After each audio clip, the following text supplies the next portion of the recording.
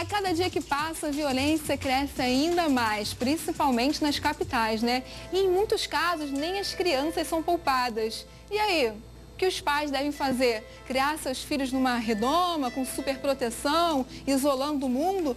Ou mostrar aos pequenos a dura realidade, como encará-la e como se proteger também, né? E os traumas? Como lidar com os traumas das crianças que presenciam uma violência como essa? Olha, para tirar todas as nossas dúvidas, eu convidei o conselheiro familiar Mauro Marola. Aliás, Mauro, muito obrigada pela sua presença. Você que realmente, né, é uma referência nessa área, né? Muito obrigada pela sua presença mesmo. Diz aí, o que os pais devem fazer? Proteger, melhor saída? Dizer, não, o mundo é perfeito, é belo, criar aquela redoma ou não? Mostrar a realidade mesmo. Olha, a vida é assim e tome cuidado mesmo, vamos se preparar para encarar essa dura realidade. Olha, Marcela, o complicado é que a gente fica, o país está em pânico, tá chocado, né? Todos estão afetados por isso, né? Eu li uma frase de um filósofo hoje de manhã, ele dizia assim, pior do que a maldade em si contra uma criança é que não tem justificativa para ela, né? Exatamente. Então é algo assim que nós ficamos realmente chocados. E o pior disso tudo é que nós temos a tendência agora como sociedade de querer pegar o bandido ali, aquele que fez aquela ação, e colocá-lo, como eu vi até o próprio governador do Rio fazendo isso, né? E outras pessoas, o monstro, e você transforma a pessoa num monstro, né? É muito mais fácil, É muito mais fácil nós fazermos isso. Do que tentar entender o motivo que levou ele a fazer isso e tentar trabalhar isso para que isso não aconteça novamente. É algo que nós precisamos pensar como sociedade, dar uma parada e refletir um pouco sobre o que está acontecendo no nosso mundo, né? E isso se alastra em todos os níveis.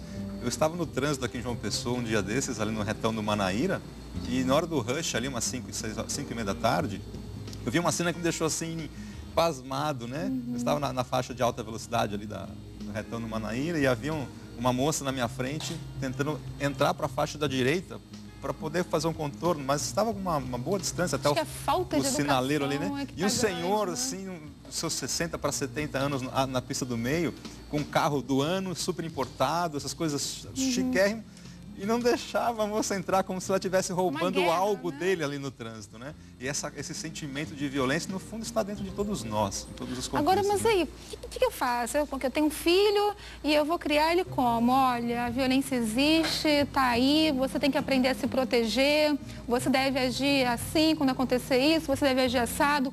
Ou eu tento proteger, tento esconder a realidade, tento não mostrar para ele as coisas que acontecem. Como que eu devo agir? Olha, o mundo infantil é um mundo bem diferente do nosso adulto. Nós precisamos saber como abordar esses assuntos de violência com a criança, porque não é simplesmente expô-las gratuitamente à violência, mas saber como colocar isso de uma forma cuidadosa, educativa, pedagógica, para que a criança entenda que existe um mundo que é hostil, um mundo que é violento, mas que ela pode ser um agente transformador nesse contexto e não apenas uma vítima que tem que ficar com medo e ansiedade nisso tudo, porque isso gera depois uma série de reações comportamentais que podem levar a consequências ruins aí ao longo da vida. Porque nesse caso do Rio de Janeiro, tiveram crianças que desmaiaram e acabaram morrendo, porque não tinham como fugir, se defender. E já tiveram outras crianças que foram espertas, que mesmo baleadas, correram, fugiram e conseguiram sobreviver. Então tá aí a dúvida, né? Como é que cuidar disso? Como é que criar a criança num momento desse, num cenário desse, né? É importante nós estarmos atentos às reações dos nossos filhos dentro de casa.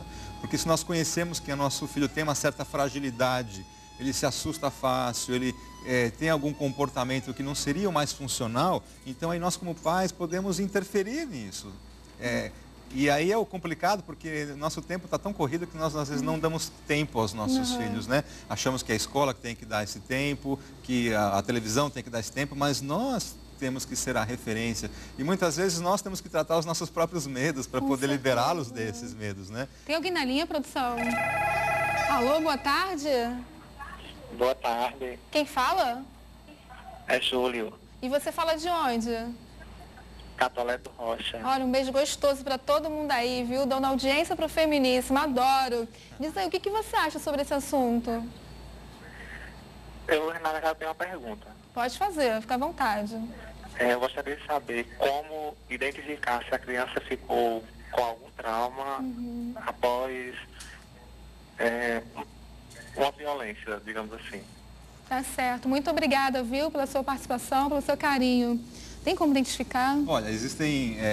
É óbvio que os pais não são especialistas em comportamento humano, né? Eles vão sentir o amor ali e ficar atento a mudanças de comportamentos que, de repente, se alteraram ao longo do que vinha sendo a história dessa criança, né? Se ela mudou, de repente, né? faz xixi na cama, uma coisa que não fazia. Pesadelo. Medo de dormir sozinha, de apagar a luz. Comportamentos que não havia antes de uma experiência traumática dessa, ou de ter presenciado, e de repente começa a se desenvolver. Então, ficar atento e procurar um especialista, levar um psicólogo, um psiquiatra, quando vê que há alguma coisa, lógico, um pouco mais que demande uma atenção profissional, né? Mas rechear a criança de carinho, de atenção. Se a criança falar, por exemplo, pai, mãe, eu não quero mais ir à escola, e aí? Isso é uma coisa que é preocupante nos nossos dias. Hoje essa palavrinha que está todo mundo comentando, o famoso bullying, né?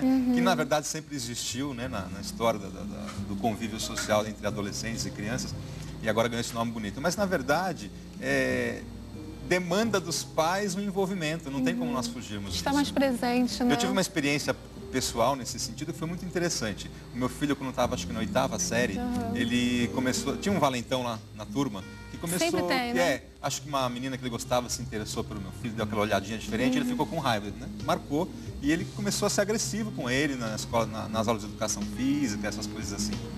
Chutava a mochila dele, empurrava. E o Bruno sempre foi ensinado por nós a ser mais tranquilo, a não reagir contra a violência, né? A buscar soluções mais de diálogo e tal. E com ele chegou num nível que não tinha jeito naquela situação. E me forçou a ir lá. Aí, lógico, ele falou, pai, não estou querendo mais ir para a escola, dá para mudar de escola? Eu falei, não, deixa eu tentar resolver antes. Né? E falei com a orientadora pedagógica, fui um dia, marquei, fui lá. E foi muito interessante, porque eu fiquei na sala com essa orientadora, o meu filho, e ela mandou chamar o rapazinho. E conforme ele foi chegando na sala, ela já foi destratando o menino, né? Acho que querendo mostrar, porque eu estava dando atenção àquilo, e brigando com ele e falando que ele era do passado, da crise familiar que ele vivia com o pai, da violência, e foi jogando aquilo tudo em cima do menino. E eu fiquei olhando assim, né? De uma forma assim, impressionada, uma coordenadora pedagógica, né? Ali. E aí, depois que ela passou a palavra para mim, eu pude então conversar com ele. O que está vendo? Olha, o Bruno é um menino legal, não é porque é meu filho. Conversa sempre E nessa de conversar com ele, eu falei, puxa, você em vez de criar medo nos meninos, você podia ser um defensor da turma.